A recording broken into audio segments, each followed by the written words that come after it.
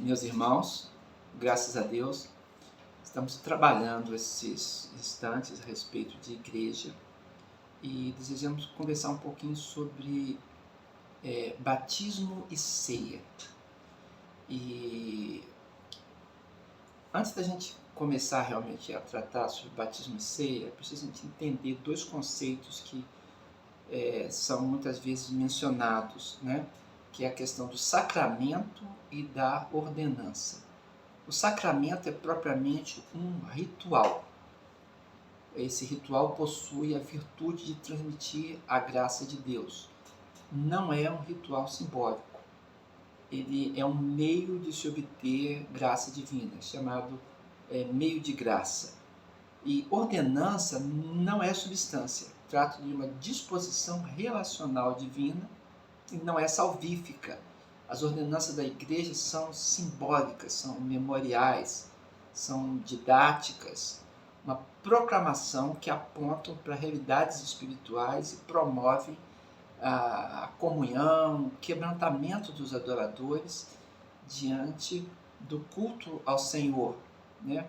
E da proclamação que ceia e batismo fazem, né? Então pode ser definida de uma maneira preliminar como um rito que o próprio Cristo instituiu para que a igreja praticasse como uma celebração da sua morte. Então essas são as duas posições, né? Há ordenanças que são simbólicas, a ceia e o batismo, e há ordenanças que não são simbólicas. Por exemplo, fazer discípulos é uma ordem, mas ela não tem um simbolismo, é uma ordem direta. Amar ao próximo, dar a César o que é de César, dar a Deus o que é de Deus, né? São ordenanças também, mas não tem um caráter simbólico.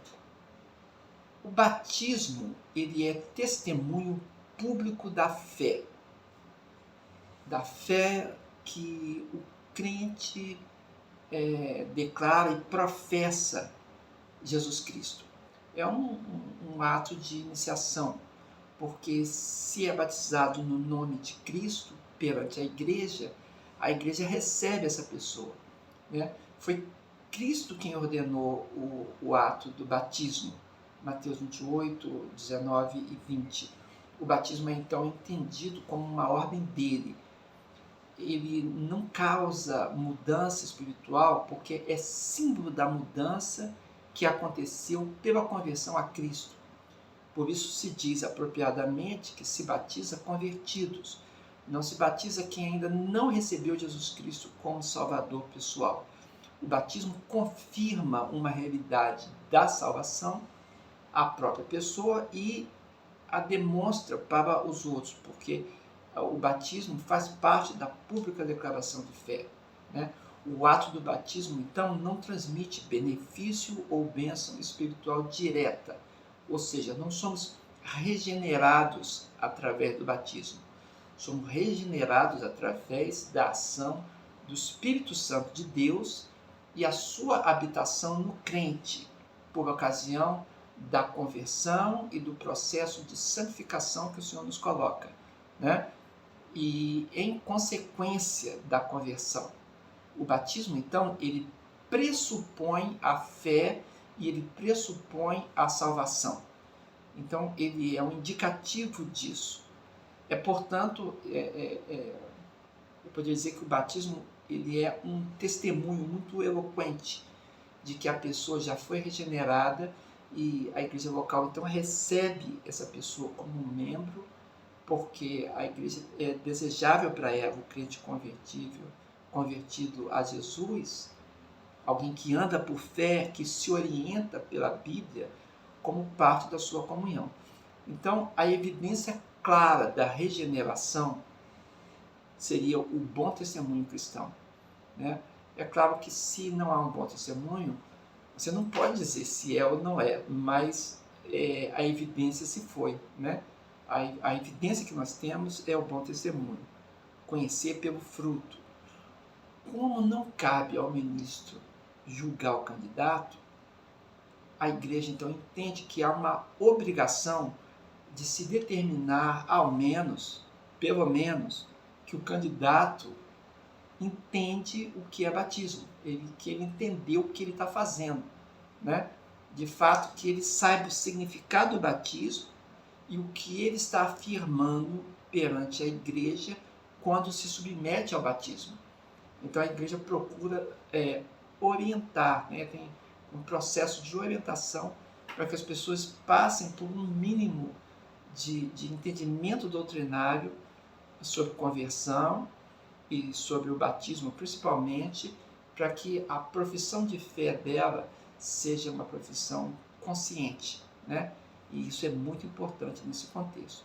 Em Mateus 3, versos 7 e 8, João Batista está falando com aqueles que vinham até ele para ser batizado, e ele dizia bem assim: é necessário produzir fruto que seja digno do arrependimento.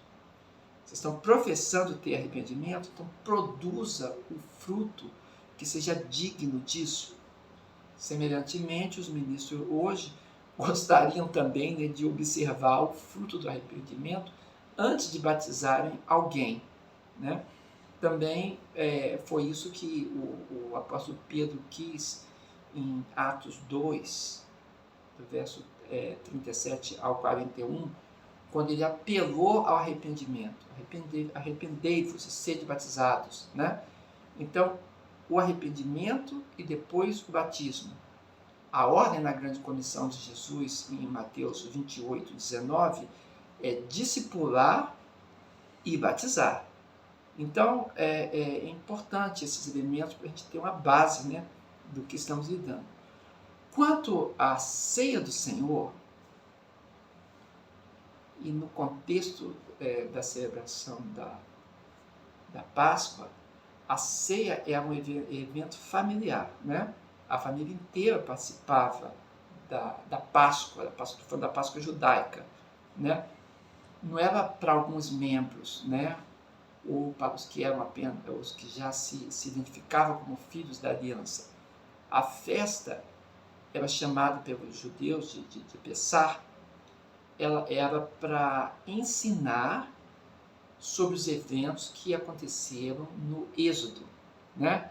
E a pessoa então tomava parte daquele ensino e se apropriava daquilo como sua experiência pessoal. Era um ensino e um apelo à conversão ao mesmo tempo, né? Assim não haveria nenhuma questão de impedir a participação de alguém que estivesse presente. Na verdade, a família toda tinha o dever de participar e até convidando outros a participarem com eles, né? Para repartir a refeição pascal com eles. Então, era assim que era antes, né? Mas quando nós vemos Jesus Cristo reunir os discípulos dele de forma reservada antes da sua morte e modificar a refeição pascal, ele retira que se coma o cordeiro, né? O animal sacrificado ali não era comido na refeição da ceia do Senhor, porque Jesus Cristo é o Cordeiro de Deus que tira o pecado do mundo. Então não tinha sentido haver um cordeiro, porque Jesus estava ali diante deles. Então Jesus não colocou o cordeiro na refeição da Páscoa cristã. O que Jesus fez? Jesus separou apenas o pão e o vinho, né? Engraçado que esses elementos são fortemente simbólicos, né? O pão como alimento costumeiro e o vinho, né? Que também era símbolo do Espírito Santo de Deus, né? E símbolo também da alegria de estar perante Deus, né? E aí, os três evangelhos sinóticos atribuem a Jesus as palavras que inauguram a prática da ceia do Senhor. Está lá em Mateus 26, de 26 a 28, está em Marcos 14, 22, 23, 24, e também em Lucas, versos 19 e 20. E o apóstolo Paulo, claro, em 1 Coríntios 11, de 23 a 29, é o texto mais repetido nas ceias, né? O apóstolo Paulo apresenta o relato da instituição da ceia do Senhor dizendo claramente que ele recebeu do Senhor o que estava transmitindo, e Paulo enfatiza bem assim, que Jesus disse: fazei isto em memória de mim. 1 Coríntios 11, 24 e 25.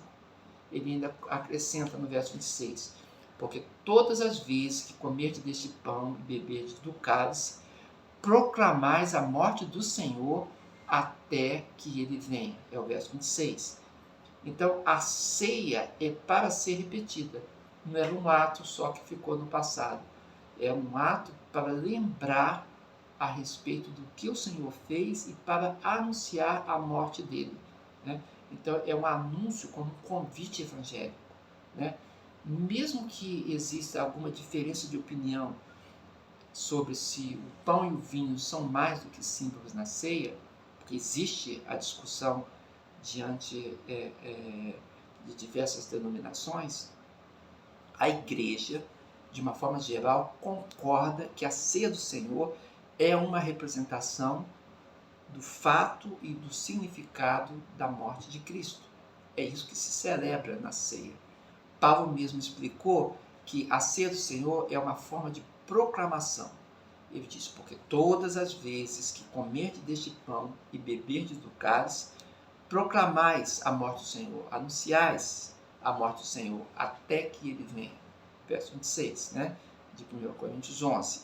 Então, comer do pão e beber do vinho é uma dramatização do Evangelho, uma lembrança muito forte do que a morte de Cristo realizou e do significado que ela tem. E a igreja deve lembrar sempre disso, porque é o fato da redenção, né? Então, Jesus veio historicamente a esse mundo e redimiu-nos através da sua entrega na morte. A ceia, então, exibe diante de nós que a morte de Cristo é nossa redenção. Fomos salvos pela entrega de Jesus na cruz do Calvário. Ainda, a ceia, ela aponta para a nossa relação com o Espírito Santo na santificação progressiva e santificação diária, porque é dito para nós nos examinarmos, né? Examine o homem a si mesmo, e assim coma do pão e beba do cálice, né? Porque comer do pão e beber do cálice sem ter consciência do corpo do Senhor, ou sem discernir o corpo do Senhor, a pessoa está comendo e bebendo para a sua própria condenação, diz Paulo no verso 28 e 29 de 1 Coríntios 11. Então, comer do pão ou beber do cálice do Senhor de uma maneira considerada indigna é colocar-se voluntariamente como culpado de pecar contra o corpo e o sangue do Senhor. Está no verso 27. Ou seja, então, existe uma exortação muito forte aqui, né? E a gente deve levar em conta isso, né? Não podemos participar da ceia do Senhor de qualquer forma, de qualquer maneira. Na verdade, na Bíblia existe uma exortação para que ninguém aborde a Deus por seus próprios critérios, né? Caim errou em fazer isso, né? E ele apresentou a Deus um sacrifício que não foi aceitável. Mas Deus falou assim: Caim, se você voltar atrás, né, haverá aceitação para ti. É uma pergunta que Deus faz. Se você fizer certinho, não haverá aceitação para você? Então o Senhor está falando: volta lá e faz certo. Mas ele se encheu de ciúme e de raiva e matou seu irmão Abel.